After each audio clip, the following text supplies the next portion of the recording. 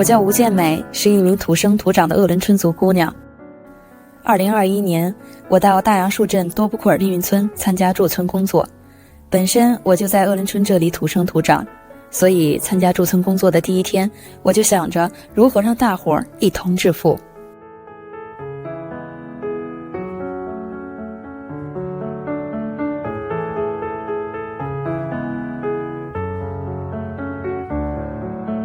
目前我们村有14间特色民宿，每年能为村集体增收超10万元。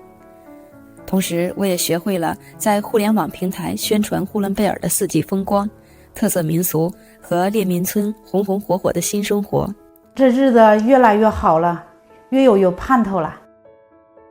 我还希望自己可以带着鄂伦春民族文化走遍祖国大江南北，将我们的旅游名片给它打响，然后将我们家乡的农产品能够推广出去，带领村民增收致富，把日子过得越来越好。